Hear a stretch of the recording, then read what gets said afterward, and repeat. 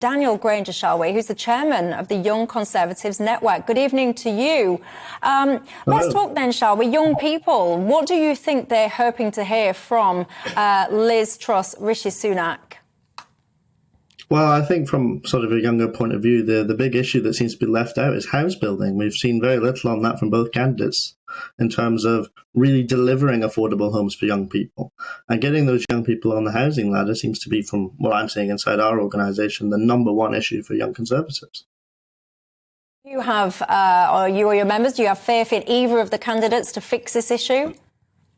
Well, I think early on our members were very divided on who they were going to support. We had a lot of support for Penny Mordaunt early on, and there's been some consistent support for Rishi Sunak. But with the endorsements of Liz Truss, of Tom Tugendhat and Penny Mordaunt in the recent weeks, we've seen that they have a bit of faith in Liz, but they don't know if she can deliver. Let me ask you this. I mean, in terms of economics, strategies, tax, all the rest of it, the two candidates have got very different attitudes, haven't they? You've got one candidate who's kind of saying, let's fix this problem now and then we'll do the good stuff later. The other candidate, Liz Truss, going, let's do the good stuff now and worry about the problems a little bit later. I'm summarising, but that's the general gist.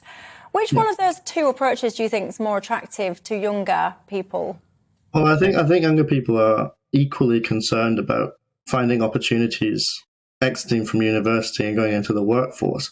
I think Liz Truss's tax ideas are sort of that traditional sort of Thatcherite vein of the party, certainly very much strongly support her on that. And Rishi Sunak's been, I think, criticised by our members, particularly for the sort of idea that it's all very good for the old people and very good for moving forward on that sort of regard. But there's a sort of credibility issue around what he did with Boris Johnson that people have a big issue with.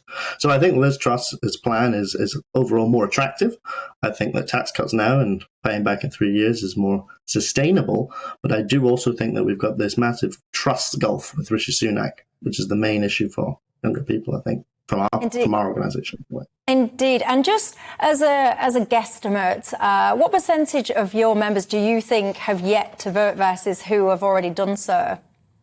Based on the members I saw at the Scottish hustings the other day, I would say about 35% of our members are still to cast their ballot. So there's still a lot to play for here. It's no way over for either candidate.